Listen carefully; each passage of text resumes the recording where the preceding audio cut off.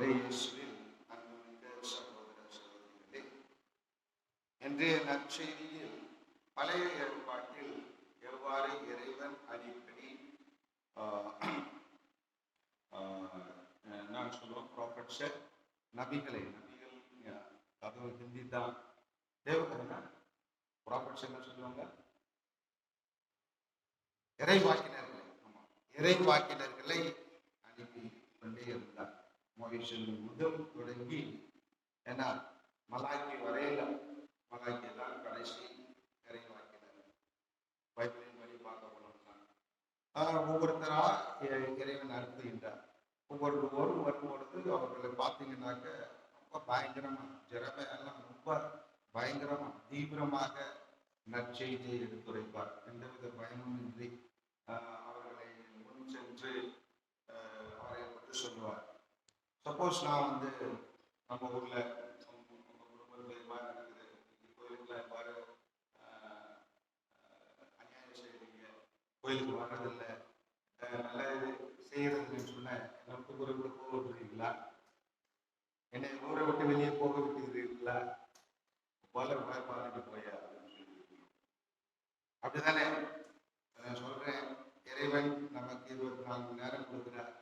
Daily 1 மணி நேரம் வீட்டு வேலை செய்யறதுக்கு வேலை இல்லை, 1 மணி நேரம் கடவுள் அசால்ட்டா சொல்லிட்டு போறீங்கன்னு நம்மள சொல்லுவீங்களா இல்லையா? சொல்லுவீங்களா இல்லையா? கட்டாயம் சொல்லுவீங்க. என்ன அதனைத்தான் இன்றைய நற்செய்தியில் இயேசு என்ன சொல்லுகின்றார்?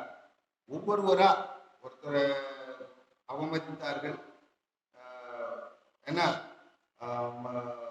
ஒருவரை கொன்று விட்டார்கள், என்ன அது மாதிரி சொல்லிட்டு கடைசியில் இறைவன் அதனைத்தான் புனித யோவான் நற்செய்தியில 3ஆம் அதிகாரம் 16ஆம் வசனத்துல சொல்லுவார்.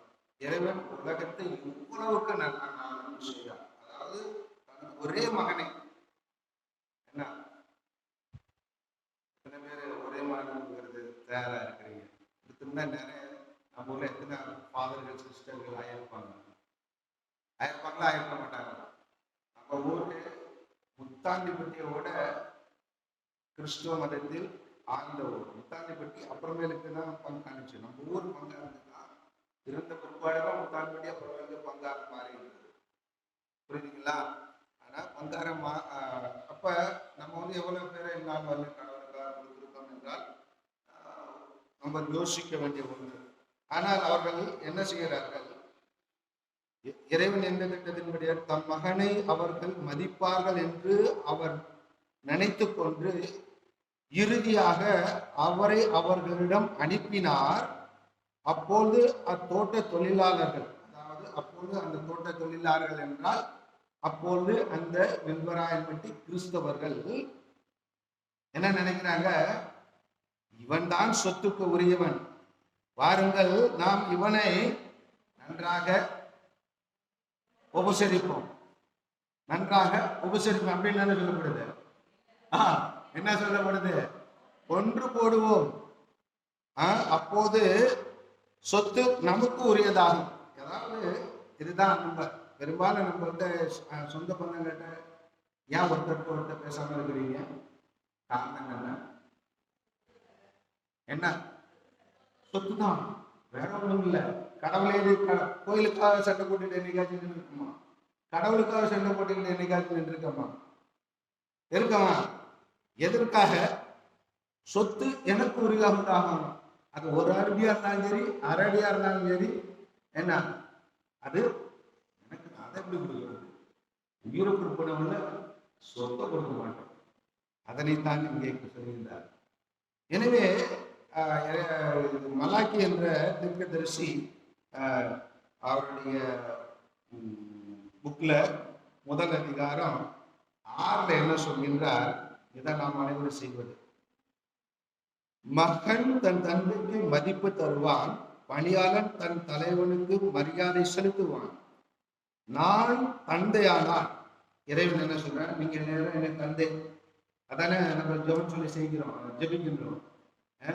பரலோகத்தில் இருக்கின்ற எங்கள் பிதாவே என்று தானே சொல்றோம். பிதான்னா நமது தந்தை. நான் தந்தையானால் எனக்குரிய மதிப்பு எங்கே? இறைவனுக்குரிய மதிப்பு எங்கே? நான் தலைவனானால் எனக்கு நீங்கள் அஞ்சாதது ஏன்?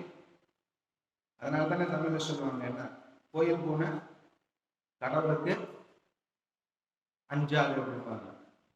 அதனால நம்ம கடவுளுக்கு ஒருபோது அஞ்சது இல்லை.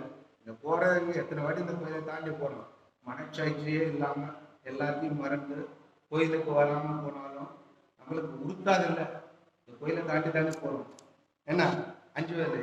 அதனால் அவர் கேட்கின்றார், என்று தமது பெயரை அவமதிக்கும் மக்களாகிய உங்களை படைகளில் ஆண்டவர் கேட்கின்றார், எனக்குரிய மதிப்பு எங்க?